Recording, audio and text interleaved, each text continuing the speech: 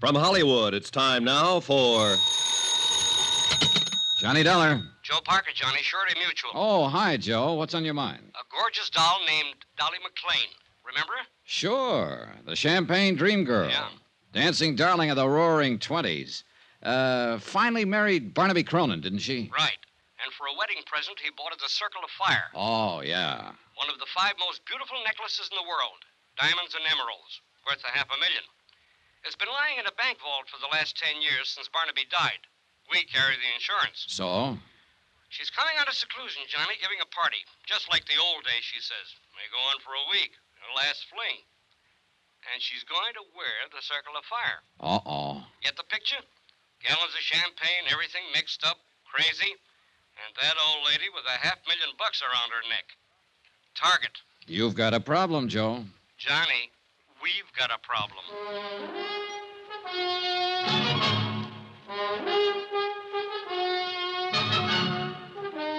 Tonight and every weekday night, Bob Bailey in the transcribed adventures of the man with the action-packed expense account, America's fabulous freelance insurance investigator. Yours truly, Johnny Dollar.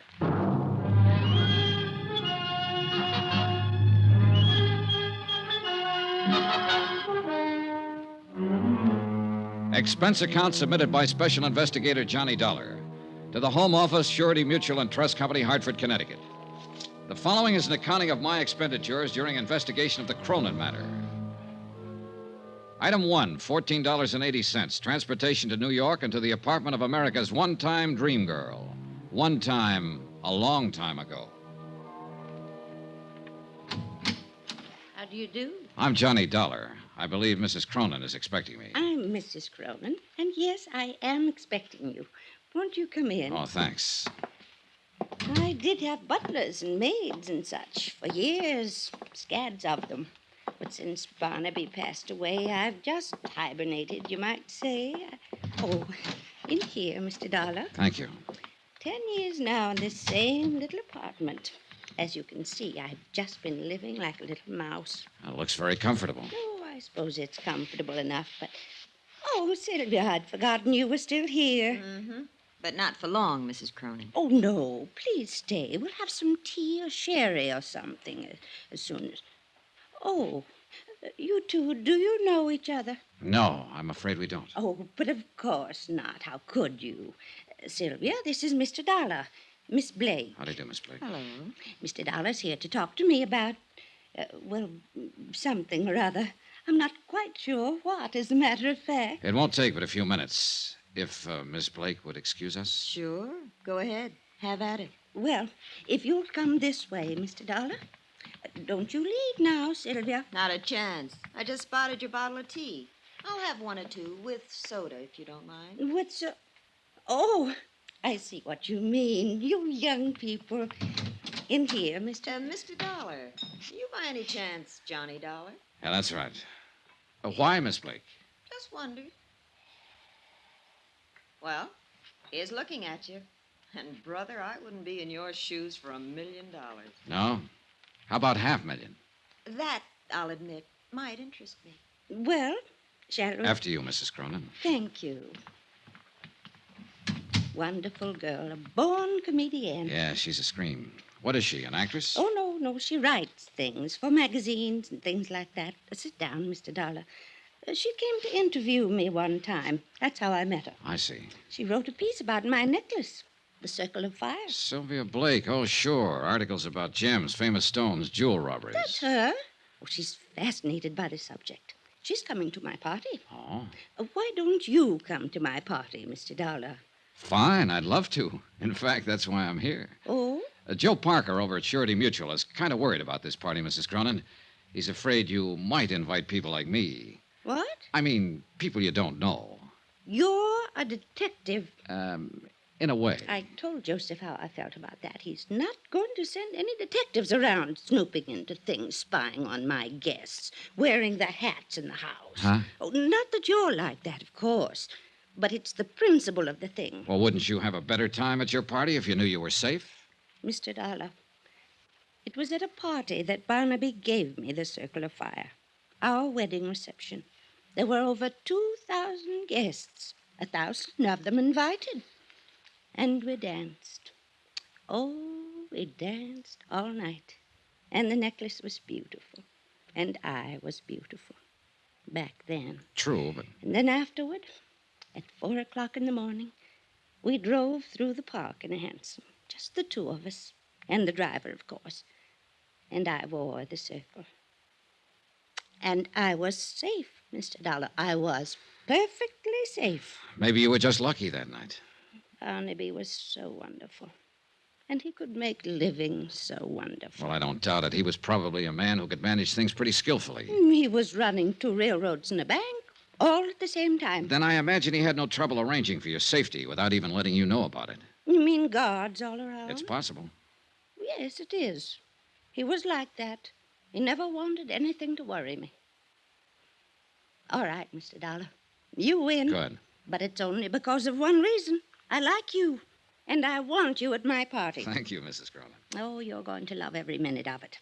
It's up in the Adirondacks. Our old summer place. Joseph told you, I suppose. Yes, he did. Mrs. Cronin. And the people I've invited, hundreds, literally. People I knew in the old days. Of course, a lot of them won't come, but, it was strange. So many of the letters came back undelivered. Mrs. Cronin. Oh, Sylvia, I didn't hear you. Come here. I'm the sneaky type. You've got a visitor. Says he's an old friend. Really? Well, I suppose I'd better see you. You'll excuse me, Mr. Dollar. Sure, go ahead. You and Sylvia talk to each other. I brung the bottle in case you're interested. Short on the soda. Right. She's on a cloud by herself. Of course, some of the invites to the party were undelivered. Those beautiful people had a habit of dying young. Say when.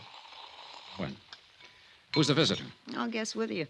Looks like an overgrown leprechaun. Said his name was Shorty Weber. Shorty Weber. You know him? I know of him, an old-time song and dance man, among other things. She probably worked in a show with him back in those dear dead days. Anyway, he's got an invite clutched in his sweaty little palm. Another freeloader, I suppose. Aren't we all? I am, yes. Not you, though. You're working your way. Isn't that what you're doing, one way or another? Meaning? A magazine article, just in case. Written right on the spot. Attempted theft of the Circle of Fire. Clever jewel Why thief. do you say attempted? I'm working my way, remember? Sure, I remember. But it won't be attempted, Johnny. Somebody's going to get that necklace before the weekend is over. I'll bet on it.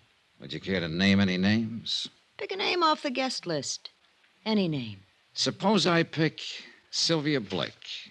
You're the detective. You've dug up and written up every big-time jewel theft over the last 50 years. You're bugged on the subject. Obsessed with beautiful gems. Fits my personality. I'm rather beautiful, too, in a brittle and glittering sort of way. Don't you think so, Johnny? I think you work pretty hard at that tough act. Maybe. And I think you'd give your right arm to own that necklace. Going after that would really be going for the big one. Going for broke. And somebody will do it, Johnny. Wait and see. She left a few minutes later with the bottle under her arm and a chip on her shoulder. With the girl gone and the scotch gone, there seemed to be no point in me hanging around any longer. So I went looking for Mrs. Cronin to say goodbye. I didn't find her, but I did find her caller, Shorty Weber. He didn't hear me come into the room. He was too busy. He was hunched over Mrs. Cronin's writing desk, going through her mail. You won't find it there, Shorty. Who's that? Hold it, Shorty. Don't try to reach for it. I wasn't gonna. Honest, I wasn't. Turn around. Put your hands up against the wall. You got me all wrong. I wasn't gonna relax. do nothing. I was just 38, stub barrel, clip holster. Nice gun. It belongs to a friend of mine. Bad business, Shorty. An ex-con packing a gun. Oh, I guess you're Johnny Dollar. She said you was here. And I know what you're thinking, Mr. Dollar, but you're wrong. Why, Dolly, Mrs. Cronin, she's an old friend of mine. I tried to get her to marry me once, over 30 years ago. A lot can happen in 30 years. Does she know you've served time in prison? Yeah. She thinks I was on tour, Europe and Australia. She never reads a paper or hears anything. Don't tell her, Mr. Dollar. Please don't. You know, it's quite a coincidence, Shorty. It was Jules that time. A big affair in New Orleans. And you were hired as an entertainer. A diamond bracelet, wasn't it? And you were caught cold. It's the only time in my life I ever done anything like that. And I wouldn't again. Not, especially not to her. Why, I'm planning to look out for her at this party. That's why I bought the gun. And is that why you were going through her mail there? Yeah, I wanted to see who was coming. I learned things while I was doing time. I know how the word gets around in a big deal like this. There's a lot of wrong guys in this world. No argument, Shorty. Yeah, well, you met her. You know how she is. She's a babe in the woods on something like this. Should my ears be burning, or is it some other babe you mean? Not for me, Dolly. You're the only babe I ever could see. Oh, Shorty, you never give up. Oh, do you two know each other? Not exactly, but we found we had a mutual friend. A certain state prison warden. Oh, how nice. Shorty's always doing benefits at those places. Dolly. Yeah, that was it. He did a benefit there. Oh, well, I'll bet you went over big. Well, you know. You're too modest, Shorty. Why, they loved him, Mrs. Cronin. Hated to let him leave. Yeah. Well, speaking of leaving, I got a shove now. Don't take any wooden nickels. It was crazy and corny and sad. The whole idea. I guess the sadness of it hit me when I was saying goodbye to Mrs. Cronin at the door. The gaiety slipped for a moment, and suddenly she was old and tired. And at the same time, she was a scared little girl. And then she said something strange, and the shivers ran up my back. Do you believe in premonitions, Johnny? Well, I have a hunch now and then. Well, whatever it is, it's the reason I'm doing this. Having this party. One last fling, you might say, before it's too late. Oh, come now. You're still a young woman, Mrs. Cronin. No. I'm old, Johnny. I've been old for years. Since Barnaby died. We loved each other so, but that's not what I mean. I've had this premonition lately What sort of a premonition? that something awful, something terrible is going to happen to me.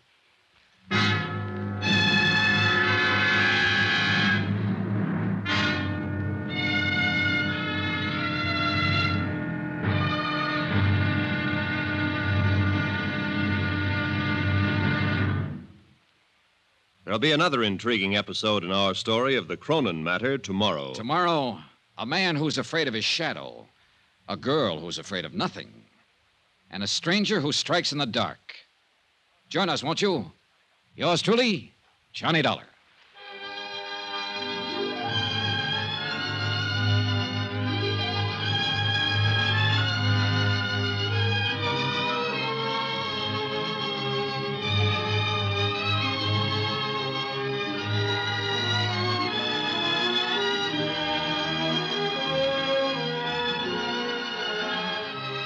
Yours truly, Johnny Dollar, starring Bob Bailey, is transcribed in Hollywood. Written by Les Crutchfield, it is produced and directed by Jack Johnstone. Be sure to join us tomorrow night, same time and station, for the next exciting episode of Yours truly, Johnny Dollar. This is Roy Rowan speaking.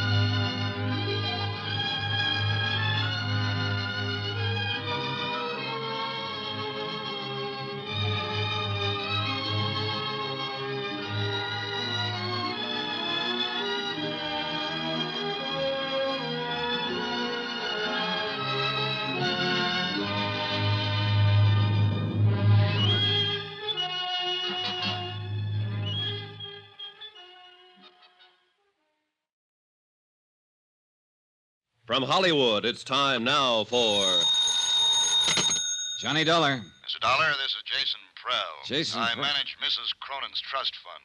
Oh, sure. We haven't met, of course, and I know that I'm overstepping the ordinary bounds of propriety, but I simply have to talk to you immediately, if possible. Well, can't it wait until train time? You're going with us up to a party in the Adirondacks, aren't you? Yes, I am, but it'll be too late then to make very much difference. Well, maybe you could tell me the general idea of what you I want. understand Mrs. Cronin has authorized you to obtain the Circle of Fire from the bank and to keep it in your possession until she wears it at the party. Yeah, that's right. Don't do it. Leave the necklace where it is. Why? It's a long story, Mr. Dollar, and it goes a long way back. The whole thing is a lot more complicated than you realize. Well, I'm beginning to realize it. Just exactly what is it you're worried about? I'm worried about Mrs. Cronin's sanity.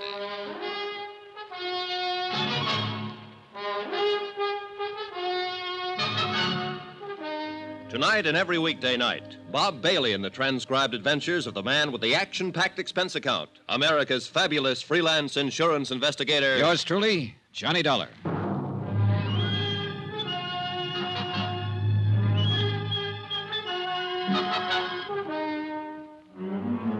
From Special Investigator Johnny Dollar, New York City, to the Home Office, Surety Mutual and Trust Company, Hartford, Connecticut. Assignment, the Cronin Matter. Expense account continued. Item 4, $1.80. Taxi to the offices of the Daily Times Courier for a look at the morgue files on Mrs. Cronin.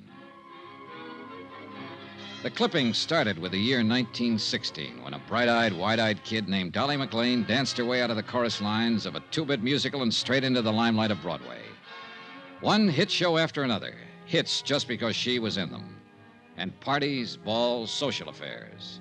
The Dancing Darling. A critic tagged her with a name in her first write-up, and the name stuck. So she danced away the mad, crazy years that followed World War I. And like everybody else, she lived it up. There were rumors of engagements, love affairs, the Baron this, Count that, one after another. Shorty Weber was mentioned a few times. And Jason Prell was in from the beginning, as a promoter, though, a business manager, not as a lover. Her friends were mentioned, hundreds of them. Then Barnaby Cronin came into the file. Boy wonder of the business world, the Golden Prince. Engagement, marriage, and Barnaby's fabulous gift to his new bride, a $500,000 necklace of diamonds and emeralds, the Circle of Fire. Then Barnaby's sudden death, Mrs. Cronin's seclusion. End of file. Expense account item 5, $24.30, transportation, hotel, and incidentals. And a taxi to the railway station to find the special coach Mrs. Cronin had chartered to haul her guests to the Adirondacks and to her roaring 20s weekend party. I purposely got there early, but one of the guests was even earlier. Mr. Dollar, wait. You are Mr. Dollar, aren't you? That's right, but I don't think... Jason Prell. Oh. I thought you might come down early to meet the bank messengers. Thank heaven you did. Well, I'm afraid I don't... Dollar, I've known Dolly McLean and Mrs. Cronin for over 35 years. All that time, I've managed her business affairs, arranged her personal contacts, been like a father to her. Yeah, I've read the newspaper clippings. Newspaper stories can be misleading sometimes. They build things up. Sensationalism. It's true, of course, that Dolly and I had some quarrels. Who doesn't? In spite of everything, I was still her best friend. Go on. I know Dolly, know her better than anybody else in the world. I know how she's gone downhill since Barnaby died, especially in the last year or so. And I know this whole idea is the worst possible thing she could do. Have you tried talking to her along that line? She won't listen. She's dead set on it. I'm hoping you can help. How? Point out to her how dangerous it is to go off into that isolated place with a piece of jewelry as valuable as the Circle of Fire. It's worth a fortune. Somebody's bound to try to steal it. I still don't get what you're driving at, Mr. Prell. But I just told you. It's the risk that's involved. To whom? Mrs. Cronin, of course. She knows about the risk. She's willing to take it. She doesn't know what she's doing. Hey, you said something on the phone about her sanity. Are you trying to imply that she's... No. Not yet. But she's not well. She's burned herself up back in those early years, and she hasn't much left. The only thing that keeps her going has a crazy kind of belief. Belief? Dolly believes in people. So do I, Mr. Prell. Well, yes, of course. But Dolly's whole thinking hinges on it. All the people she knew back in the heyday, the people she calls her friends, in her book, they can do no wrong. She lived in a dream world, still does, like a fairy princess. But it never really existed. Things weren't like that back in those days, Mr. Dollar. So I've heard. Most of the people she thought of as friends were only trying to use her. Barnaby and I would block them off, take care of things when things had to be done, and let her go on living happily in her never-never land. And now, that's the only land she has to live in. Is that what you mean? Exactly. Why, some of those friends would cut their mother's throat for a tenth of the value of the Circle of Fire. Those are the guests she'll have at their party. Well, I've already been told once that somebody will steal that necklace before the weekend is over. Do you want to add your prediction? I think somebody will try. And that's all that's needed to start that dream world of hers falling apart and to make her face things the way they are. May I ask you a question, Mr. Prell? Oh, yes, of course. This trust fund you're managing that her husband left for her, just how big is the setup? Barnaby Cronin was a wealthy man, Mr. Dollar, but he had his ups and downs like every business investor. The capital is adequate for her support, but not much more. Is the necklace a part of the trust capital? It's her own personal property. Otherwise, I could have prevented it from being taken from the bank. You have complete control of the trust, then? Yes. Barnaby knew that she had no understanding of business matters. I see. She's old, Mr. Dollar. Older than her years. Tired. All that keeps her alive is her belief in the past. Yeah, her dream world, where everybody loves her and protects her, where she's still a dancing darling. And if that dream world is destroyed, she'll be destroyed along with it. Now, phone the bank, Mr. Dollar. Ask them not to bring that necklace here. I'm afraid they think I was crazy. Why? Because I've got it with me, Mr. Prell. I picked it up myself 2 hours ago. Then heaven help us all.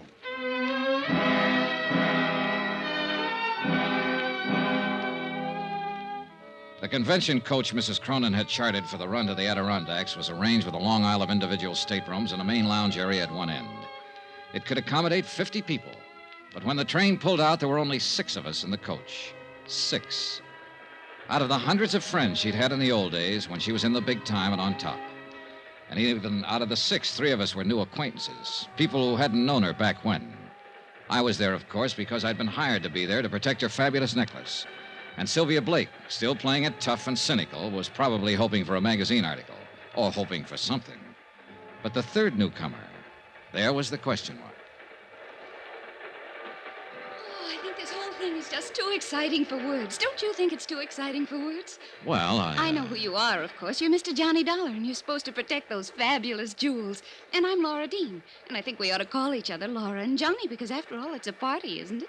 Up till now, I was having doubts. You're, obviously not one of Mrs. Cronin's friends from the old days. Oh, no, I just met her back there at the station. You what?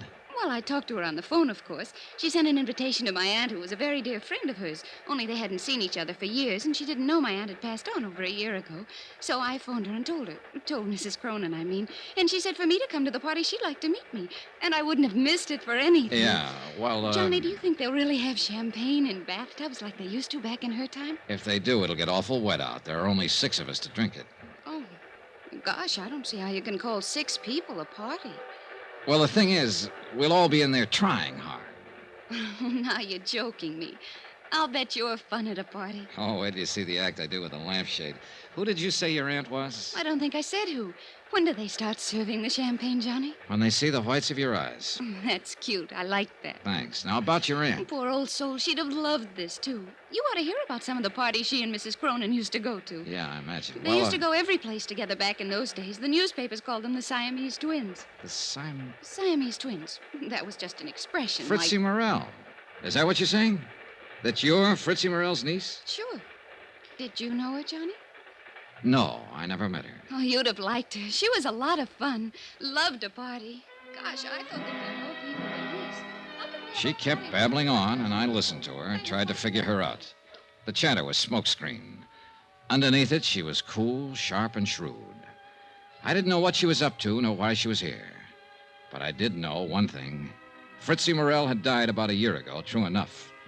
But she'd left no surviving family and no niece. Laura Dean was a liar.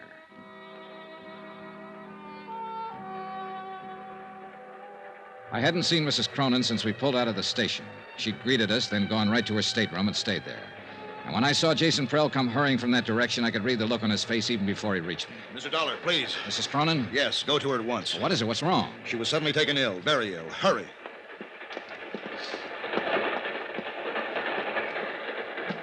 Mrs. Cronin. Come in.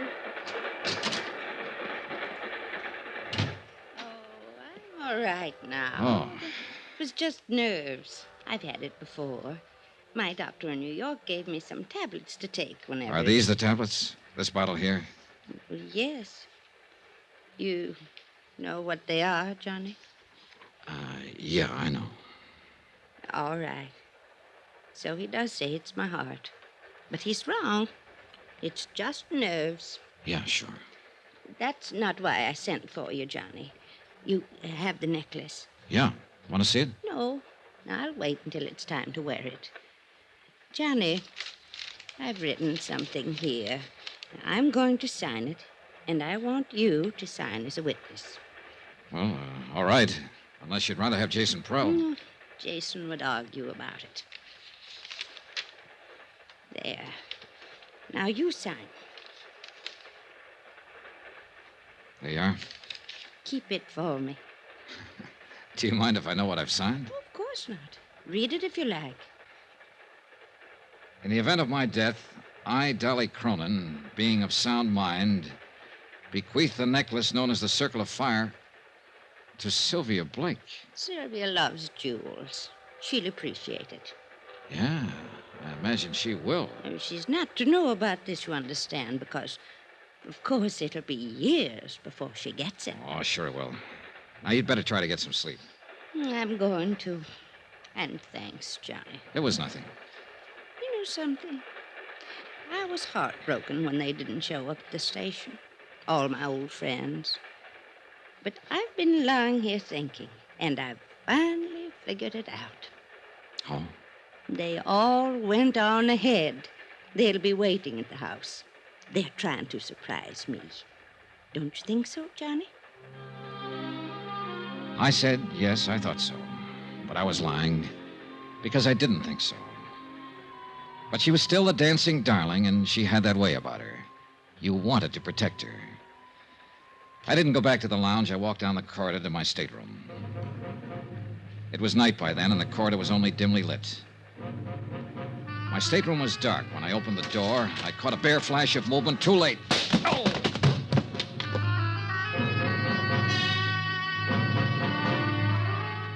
When I came to minutes later, I was lying on my stateroom floor, blood seeping from a cut in my head. I felt in my inside pocket for the bulky leather case that had held the necklace. It was gone.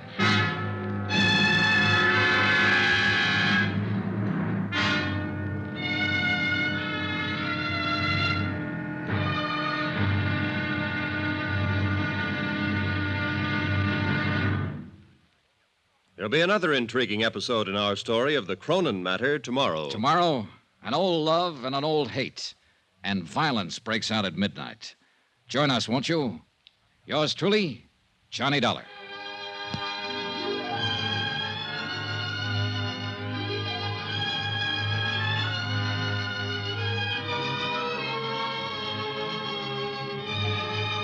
Yours truly, Johnny Dollar, starring Bob Bailey, is transcribed in Hollywood. Written by Les Crutchfield, it is produced and directed by Jack Johnstone. Be sure to join us tomorrow night, same time and station, for the next exciting episode of Yours truly, Johnny Dollar. Roy Rowan speaking.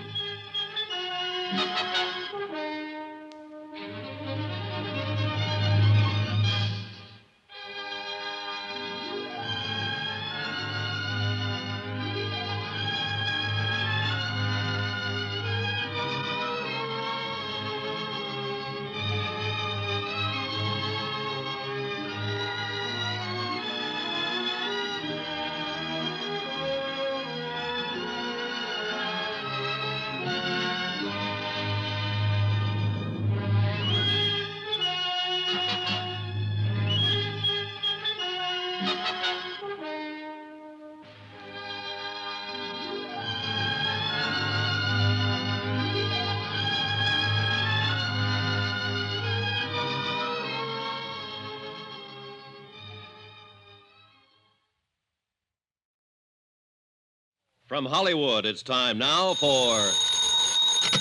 Johnny Dollar. Hello. Dollar?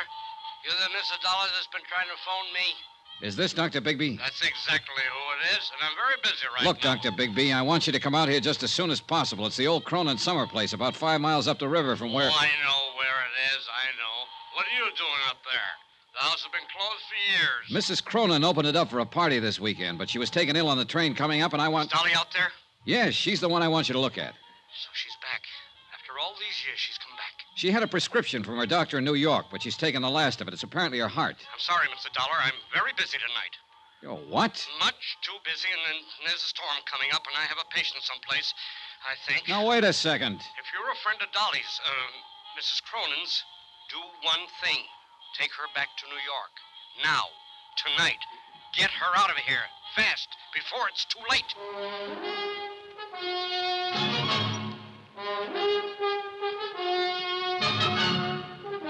Tonight and every weekday night, Bob Bailey in the transcribed adventures of the man with the action-packed expense account, America's fabulous freelance insurance investigator. Yours truly, Johnny Dollar.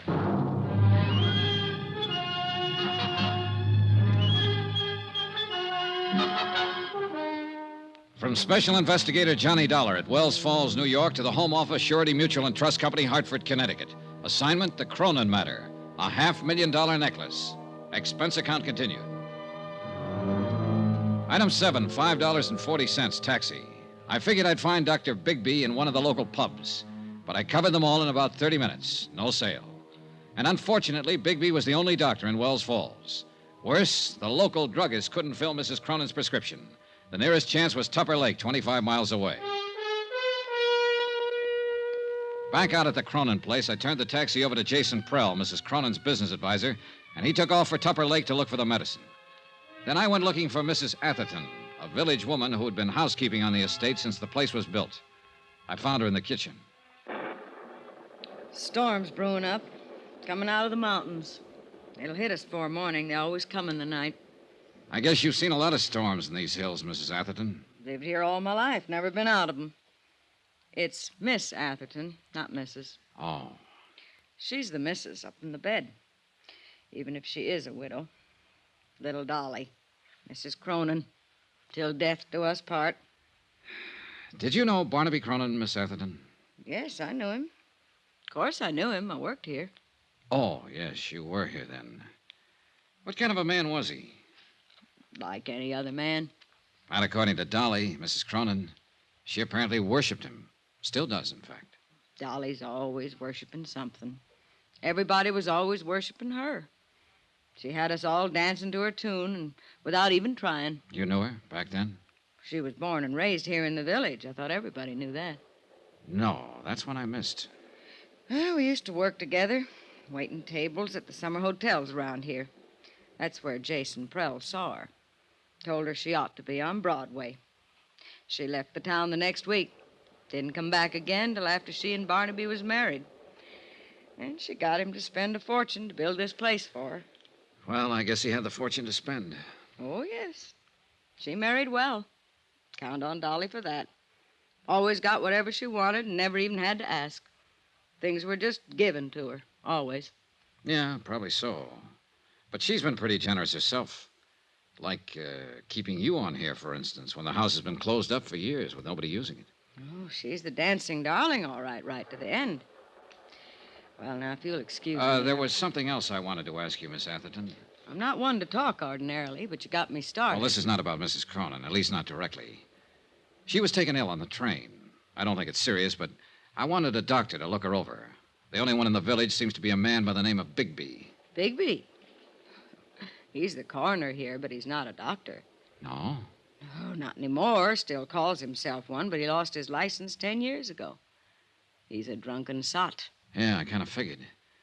But he sobered up fast when I told him on the phone that the patient was Mrs. Cronin. He refused to come out, told me to get her away from here fast, and then he hung up on me. Forget him. He couldn't do her any good. But I'd like to know why he acted that way. Do you happen to know any reason? Bigby is a drunk. Who knows what his reasons are? I thought you might. Better ask him. What difference does it make anyway? He can't help her.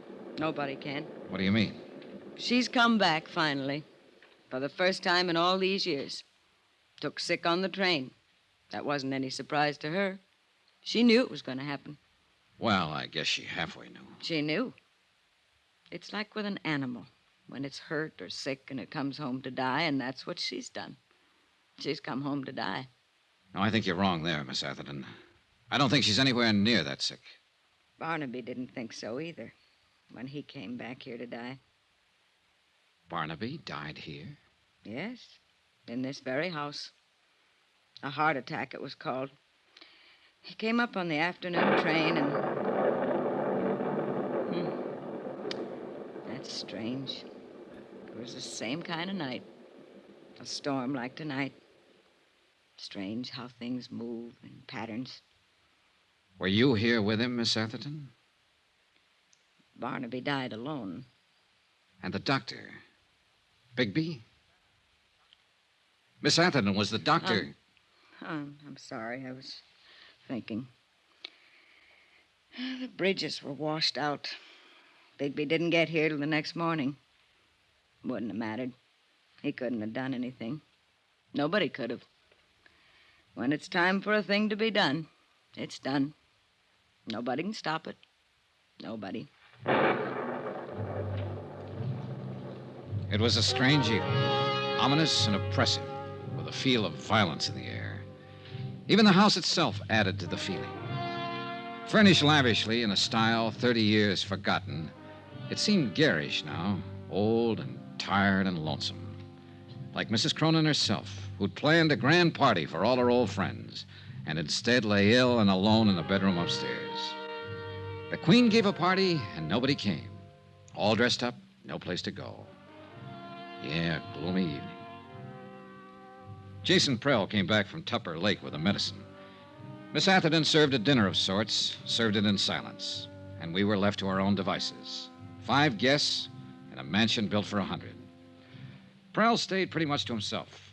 Lovely Laura Dean, with that air of knowing innocence, inveigled Shorty Weber into teaching her some of his old dance routines. And they cranked up an old phonograph in the music room. And me, I just stood at an open window and watched the rain come down and tried to think. That's the perfect touch. It's exactly what the evening needed. That music? Now, Sylvia. Really cornball, isn't it? No, Johnny. I meant the thunderstorm. An isolated old mansion, fabulous necklace of diamonds and emeralds, weird housekeeper, a hostess lying ill, and now rain. Shades of a House of Usher. That'll make a good lead for your magazine story. I should have stayed in New York and just written it, not lived it. Oh, I thought you were the big take-a-chance girl, Miss Blake. Danger, mystery, adventure. Don't those things appeal to you? Maybe. Is there any of that lying around somewhere? There may be, before the night's over. Well, all I can see at the moment is sheer boredom.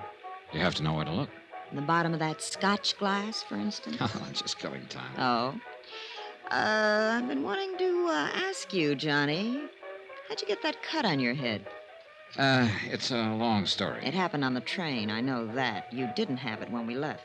A sudden stop. I fell over my suitcase. Sure you did. Backwards. Huh? It's on the back of your head. Somebody made a try for it, didn't they? On the train coming up. Well, I don't know what they were trying for. There wasn't time to ask. Maybe they even got it. That's the way you were betting, wasn't it? That it wouldn't be just an attempt. That somebody was going to get it and get away with it. Did they? Is that what happened? Is it gone? All right, just stand there and grin then. Oh, rain. I'm going back to the city tomorrow. You are? Well, don't smother me with your pleading. No, stick around, Sylvia. Things may get better, including the music. You know, in a way, I hope somebody did get the Circle of Fire. Why? What good is that fabulous necklace doing her now, lying up there? She's had everything she ever wanted.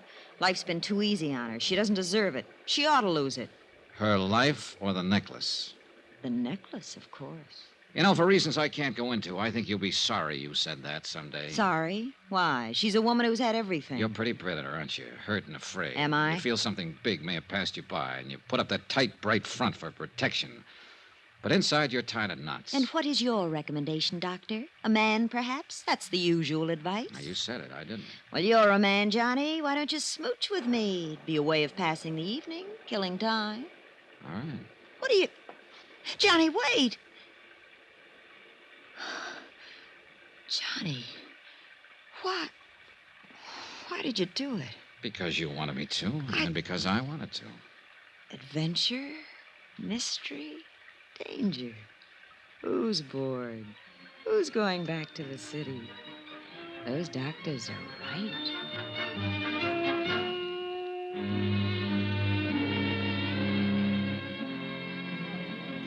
Mr. Dollar, could I talk to you for a minute? Why not, Shorty? What's on your mind? I don't know exactly why you called us all together in It here. was Mrs. Cronin's idea. She set it up with me earlier. Well, it ain't got nothing to do with what I want to say. You seen me in a bad light there yesterday at Dolly's apartment. Well, you found a gun in me. You know about my record. It made it look bad. I know it did. But so help me, Mr. Dollar, everything I told you was the gospel truth. Yeah. I'd break my arm before I'd do anything to harm Dolly in the least bit. You see, I've been in love with that woman for 35 years. Like to broke my heart when she married Barnaby. But I always knew I didn't have no chance right from the start. She was up there, big, somebody. Me, I was a nobody. But I'd still die for her any time. That's all, Mr. Dollar. I just wanted you to know.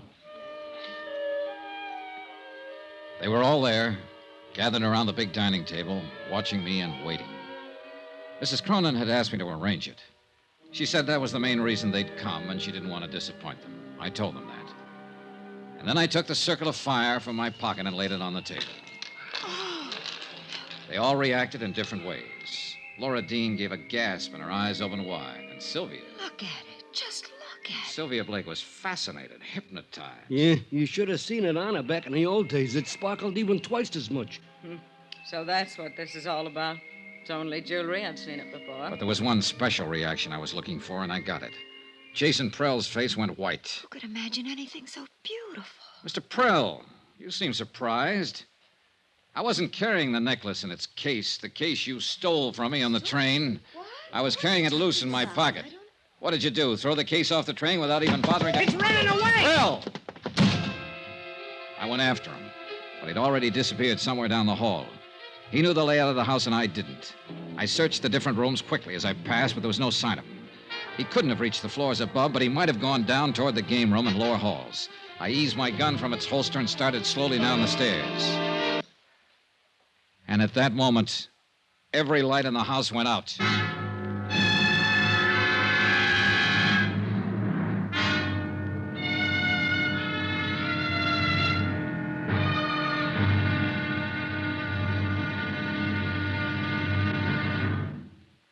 There'll be another intriguing episode in our story of the Cronin Matter tomorrow. Tomorrow, a white lie, a bullet from the darkness, and death comes in out of the rain. Join us, won't you? Yours truly, Johnny Dollar.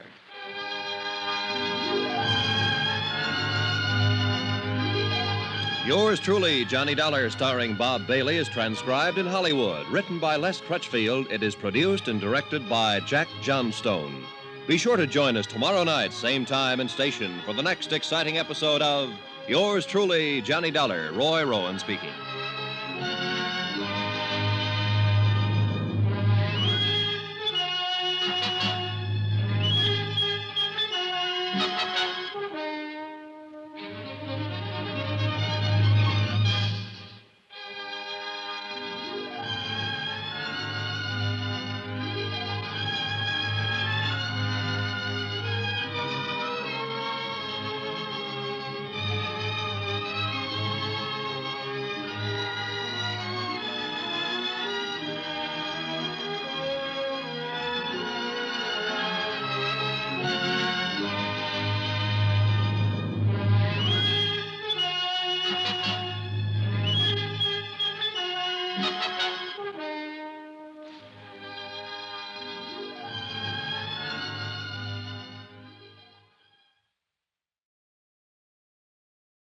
From Hollywood, it's time now for...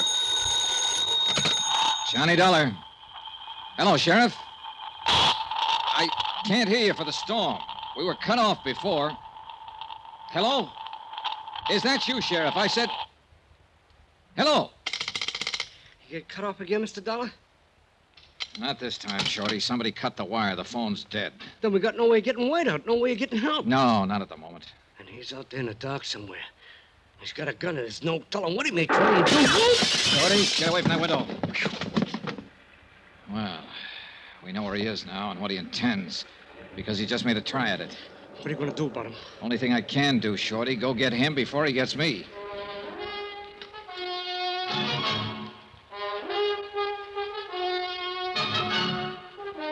Tonight and every weekday night, Bob Bailey in the transcribed adventures of the man with the action-packed expense account. America's fabulous freelance insurance investigator. Yours truly, Johnny Dollar.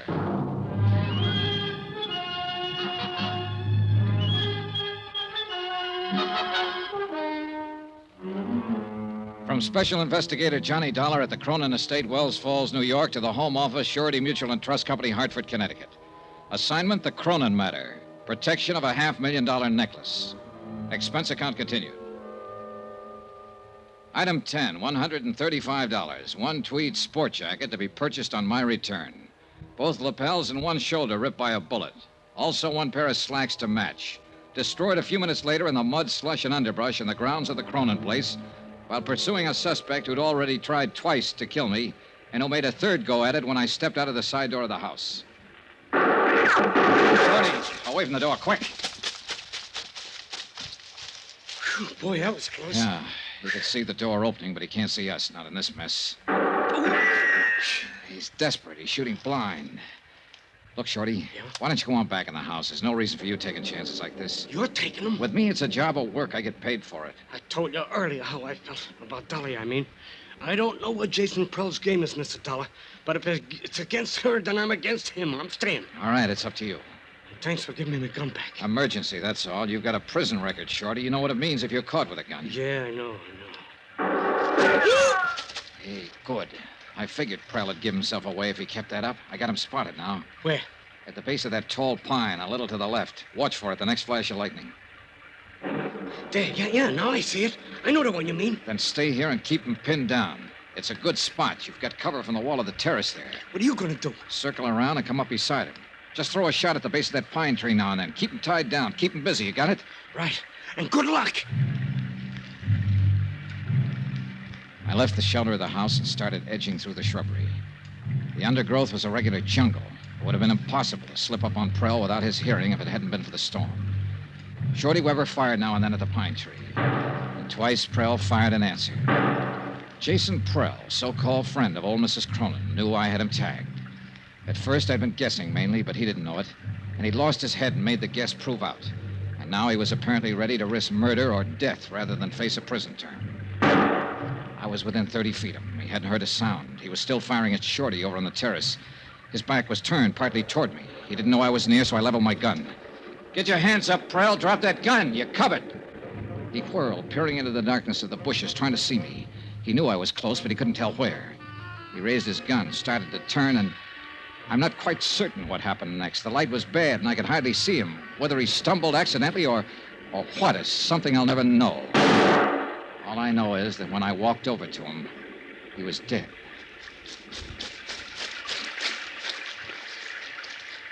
He was no good, Mr. Dollar.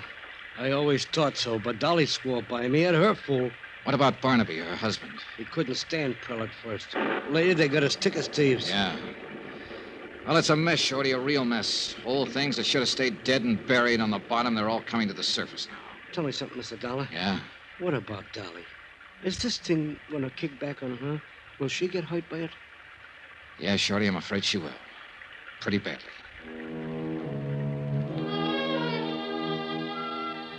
It was deep into the night, edging toward dawn, when I got back to the house. I changed out of my wet clothes, went to the game room, and got Dolly's necklace from under a chair cushion.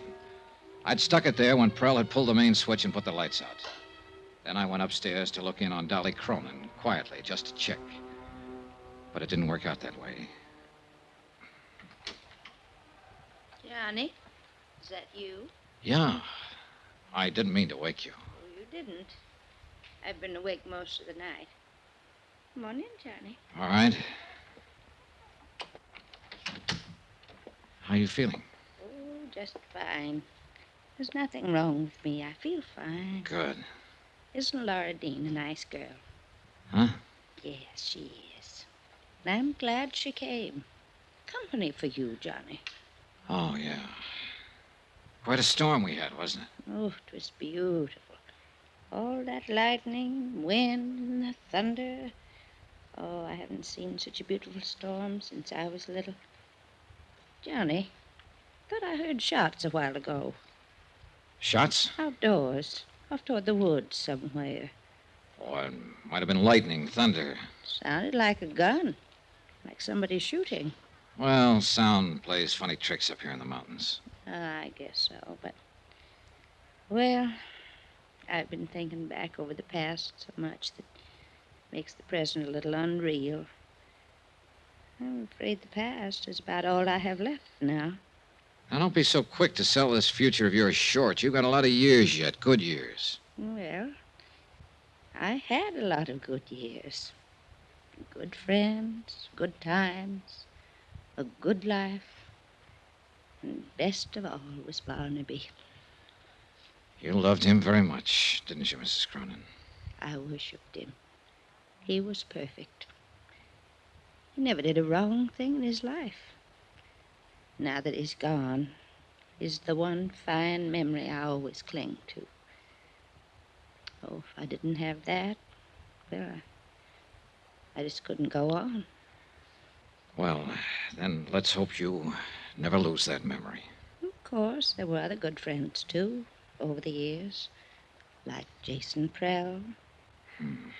He is so quiet and withdrawn, it takes a long time to get to know him. But he's been such a good friend to me. He's so patient with all this silly ignorance of mine about business problems. Yes, I'm sure he has. I just don't know what I'd do without him.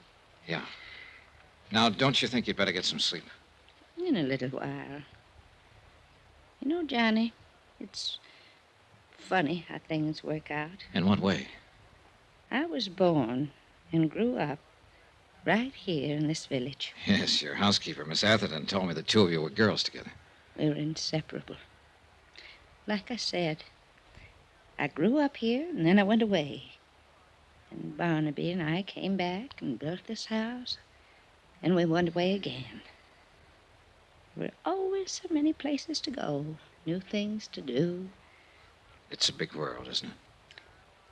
And finally, Barnaby came back for the last time and died here. All alone, poor boy. And now I've come back, the place where I was born. Everything finally comes home, doesn't it, Johnny? Yes, nearly always.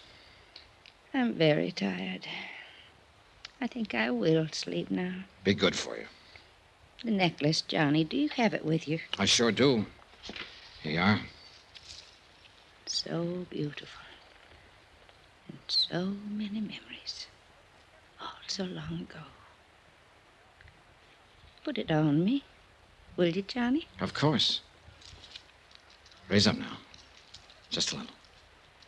There. How do I look? Sweet enough to kiss. Well, nice. You go to sleep now. Yes, sir. I'll only look at the necklace for 1 minute only. Then I'll take my pills and go to sleep. And then I'll dream up a dream. A great big dream. Good night, dancing darling. It's been a long time since anyone called me that.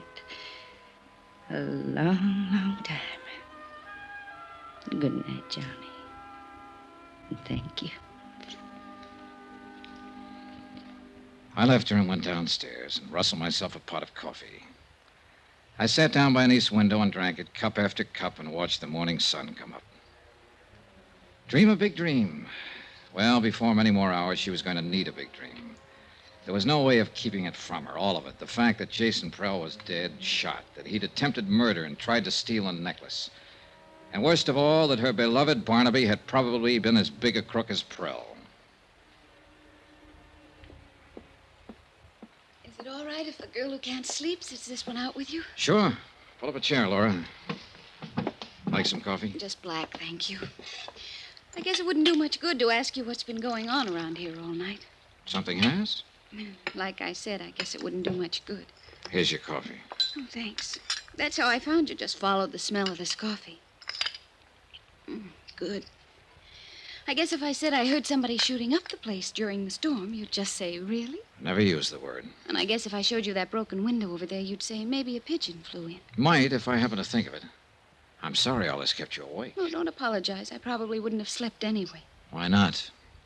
Guilty conscience? Don't be silly. I didn't even do it. Do what? Whatever it is I'm supposed to feel guilty about. Lying is what I had in mind at the moment. Oh, I do that all the time, but I never feel guilty about it. I just call it making up things. Like claiming you were the niece of Fritzie Morel, Mrs. Cronin's oldest friend. Gosh, went down my windpipe. Like claiming you're Fritzie Morel's niece. Mostly I drink tea, but you already had the coffee Like made. claiming you're Fritzie... All right. How'd you find out? Nothing very spectacular. She just didn't have a niece. I wasn't sure, but I thought she must. Everybody her age has at least one niece. What was the idea? Well? Well, I lived in the same rooming house she did. She liked me, talked to me a lot before she died last year. So when the invitation came last week, I got the idea of going as her niece. I didn't mean any harm by it. I just wanted to go to the party. All right, relax. That's about the way I figured it. Well, it turned out to be quite a party, didn't it? I hope I never see another one like this as... Johnny, what's wrong with her? It was Miss Atherton. I got up slowly from my chair as she walked toward us and then stopped a few feet from the table. Her eyes were fixed on something far away, and the look on her face was strange and grim. I think I knew even before she spoke. Mrs. Cronin is dead.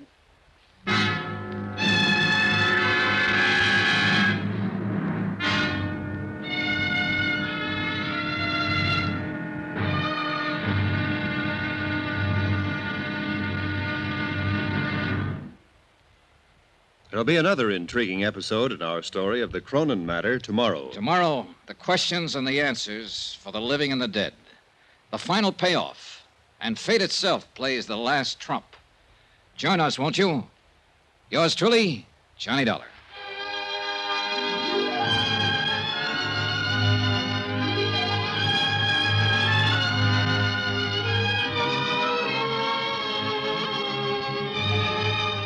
Yours truly, Johnny Dollar, starring Bob Bailey, is transcribed in Hollywood. Written by Les Crutchfield, it is produced and directed by Jack Johnstone.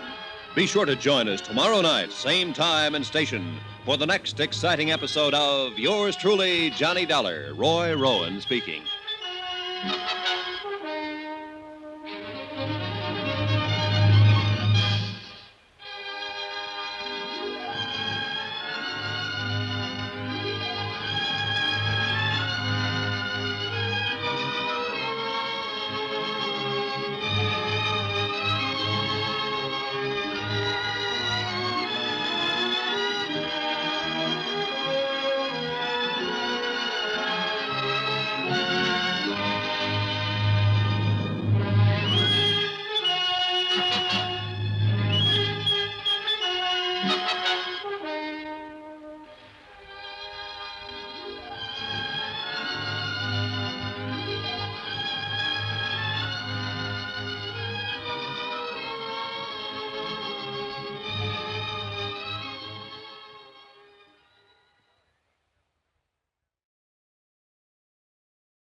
From Hollywood, it's time now for...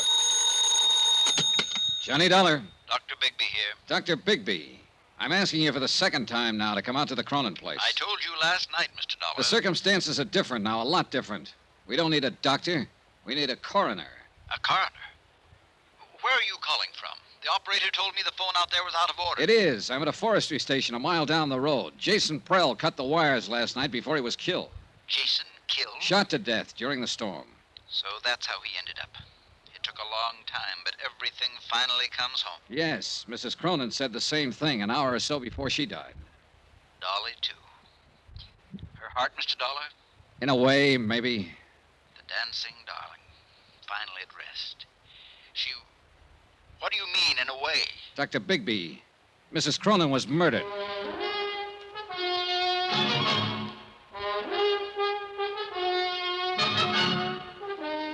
Tonight and every weekday night, Bob Bailey in the transcribed adventures of the man with the action-packed expense account, America's fabulous freelance insurance investigator. Yours truly, Johnny Dollar.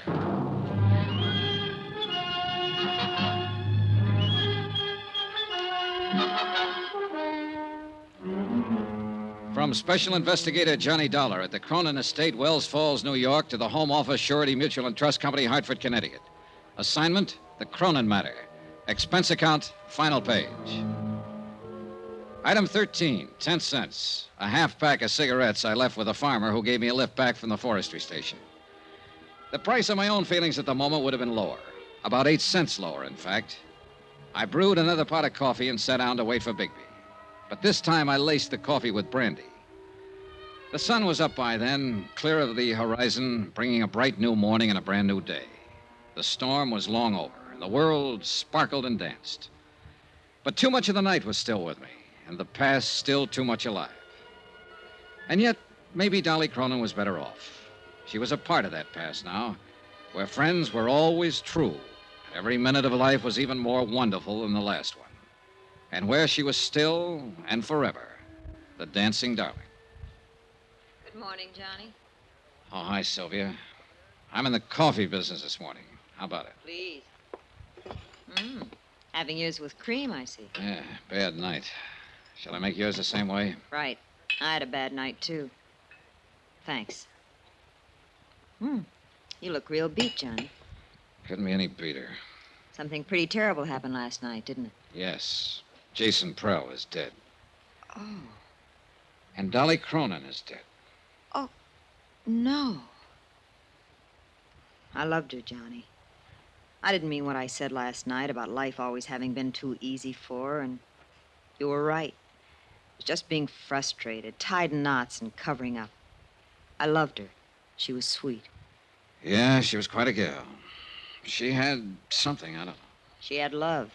She loved people, and they loved her in return. Maybe so. Anyway, I guess this belongs to you now. The necklace? The circle of fire? What do you mean it belongs to me? She made a will last night. I witnessed it. She left the necklace to you. I just can't believe it. Johnny, can I put it on? Why not? It's yours. She wanted you to have it. You look good in it. I just can't believe it, Johnny. Well, before you get carried away too far, maybe you'd better brace yourself. Oh, it's not mine after all. Oh, it's yours, all right. But it's not real. What? It's a good copy, worth maybe $400 or $500, but that's all. Well, I don't understand. It's so well known. The circle of fire. It's been written up over and over. Yeah, from old records. But nobody's really examined it for years, since before Barnaby Cronin died. It's been locked up in a bank vault until I took it out. Was there ever a real one? Yes, originally. But it was broken up and disposed of years ago. Jason Prell knew it, was in on the substitution, I suppose.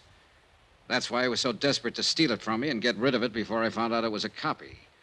He knew that if that deal came to light, it would call attention to some of his other activities, worse ones. What do you mean? Prell had complete charge of Mrs. Cronin's estate. He told me it was worth practically nothing.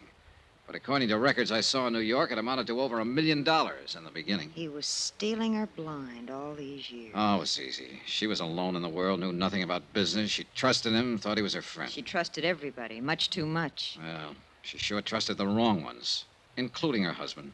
Barnaby? Sure. What do you think disposed of the necklace and slipped her a copy after making such a big deal out of his fabulous wedding gift? A phony.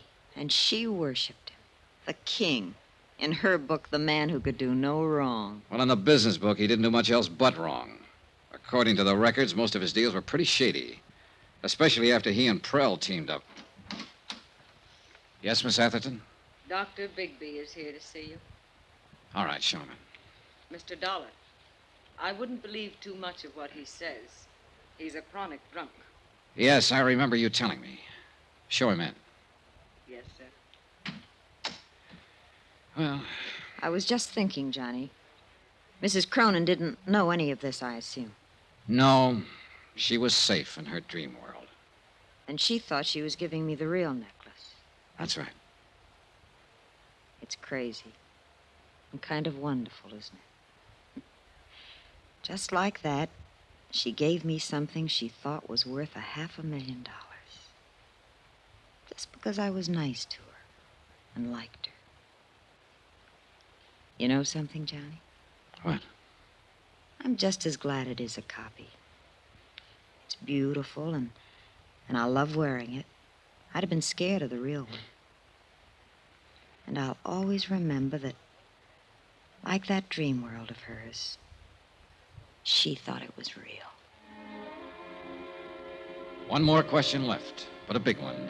The question of murder. And I already had the answer. I was sure of it. And I knew there was nothing I could do about it. Dr. Bigby was a man under 60, but he looked years older, a harried man, tired and worn. He sat down for a moment and we talked. And I began to realize that here was another man who'd been under Dolly Cronin's spell, and who was shocked and hurt by her dying. It was a remarkable thing and a difficult one to explain, Mr. Dollar. Like many another, I suppose, I often wondered why I felt the way I did about her. It was a sort of magic she had. Yeah, I know. Even as a girl here in the village, she had that same power and had it without knowing it. Everybody loved her.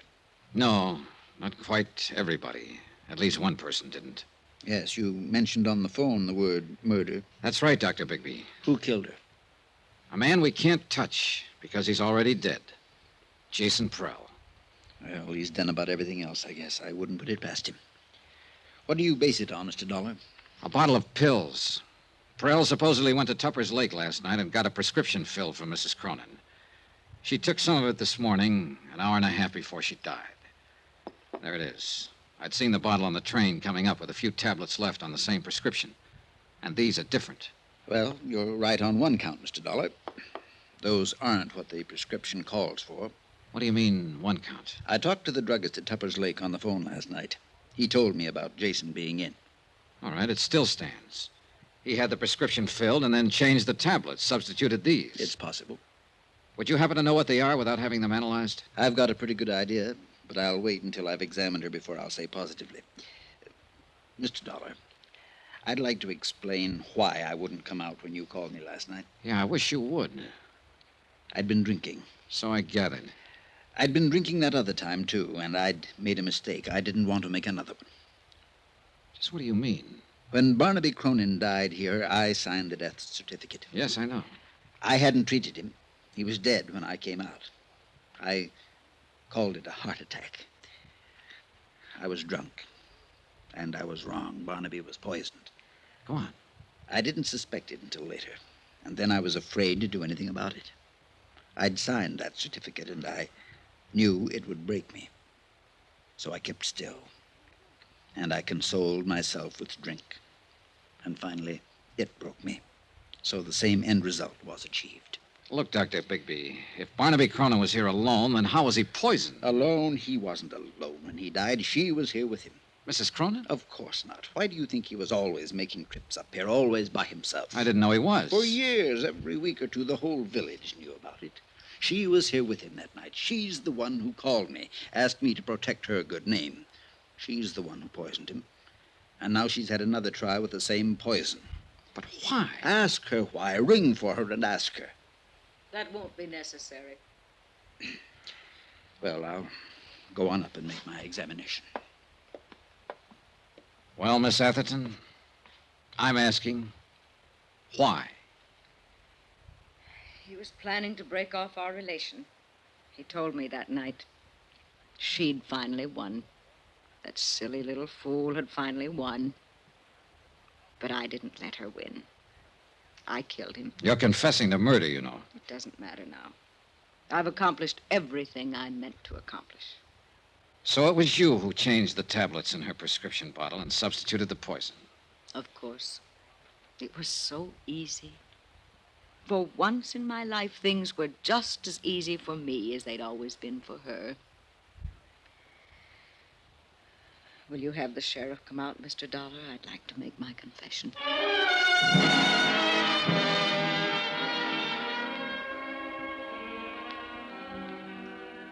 It's odd how things work out sometimes, Mr. Dollar.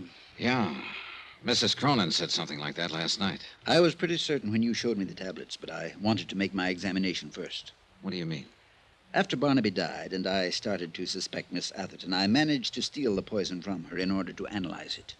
I substituted harmless tablets of the same general appearance. And those are what she's kept all these years?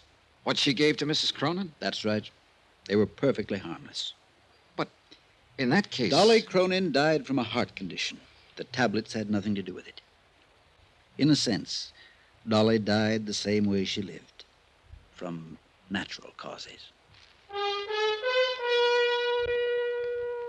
Expense account item 14, $83.90. Incidentals and transportation from Wells Falls back to Hartford. Expense account total, $263.30. End of account, end of report. Remarks? The insurance angle here seems a little muddy. Premiums were paid for years on an item that didn't exist. And yet, no claim was filed and none will be. So, well, I leave it to your legal eagles. Me, I'm beat and tired and maybe a little sad. I've come out of this with a kind of nostalgia. And for a time and place I never even knew. And I'm halfway in love with a girl back in that time and place. A girl I've never seen. Oh, sure, I know. It's a dream world and a dream girl.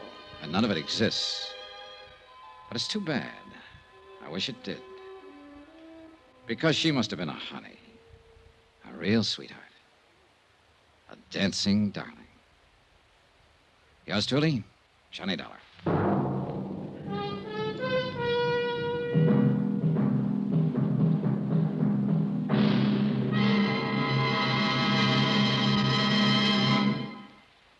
Remember, please, there'll be a new exciting story on Johnny Dollar beginning next Monday. Next week, the story of a man worth $50,000 who didn't have a cent to his name. Join us, won't you? Yours truly, Johnny Dollar.